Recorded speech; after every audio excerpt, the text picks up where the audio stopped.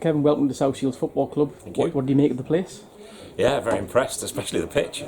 This stadium, I haven't had really a chance to look around, but first thing I look at when I come into a stadium is the pitch, and it's, we used to say, well, it's like Wembley. It is like Wembley. It's beautiful.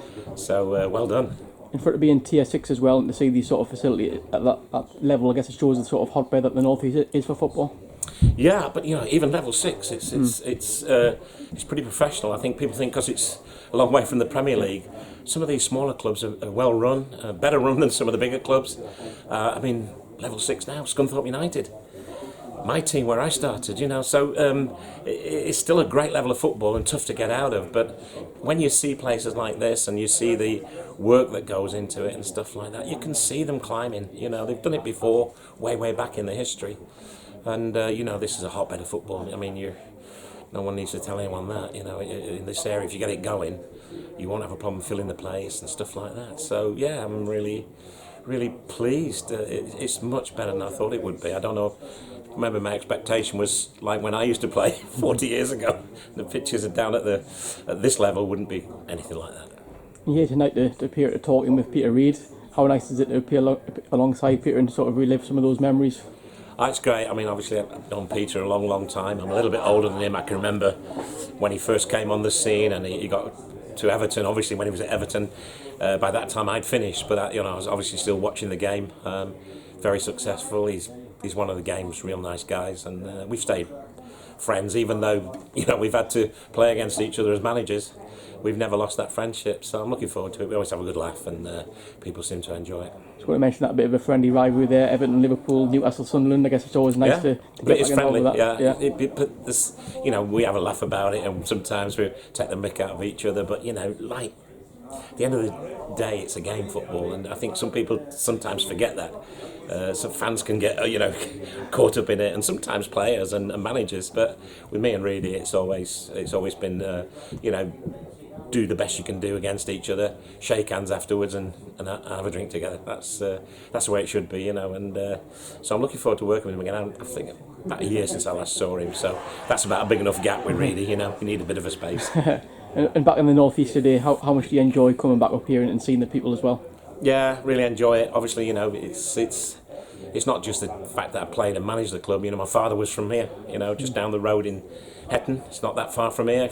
As the crow flies, I would say it's got to be 10 miles, something like that. Maybe a little bit longer, I don't know, maybe less.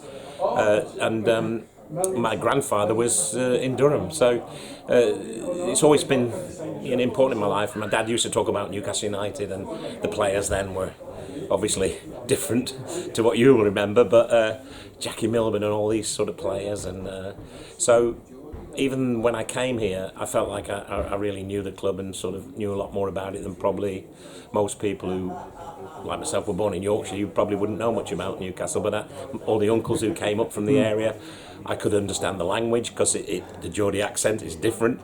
My uncle Frank used to come down, he lived up here, and I used to think as a kid, what is he English?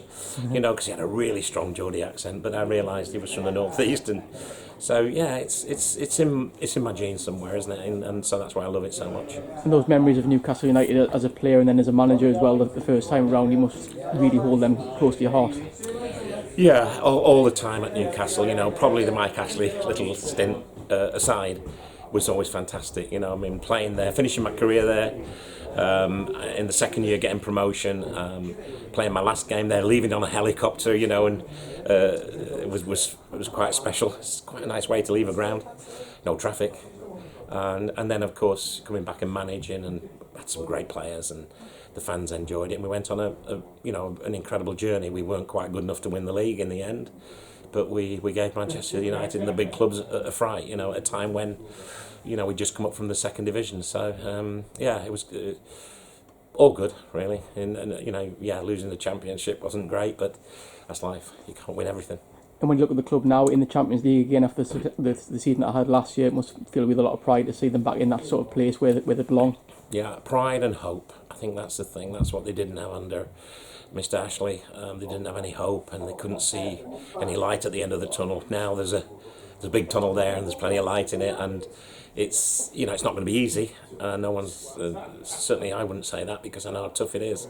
But they've got all they tick all the boxes you need to tick to be one of the big clubs. They have a massive attendance. It's a daunting place to go, St James's Park, which you need, like Anfield is and like Old Trafford is.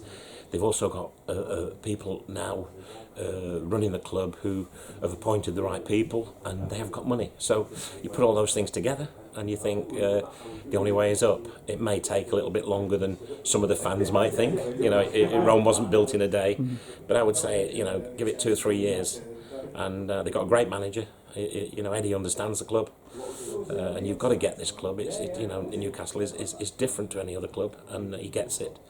And they've got good player recruitment. So yeah, I think there's no reason I can see anywhere for, if you're a Newcastle fan, not to be really, really optimistic about the future.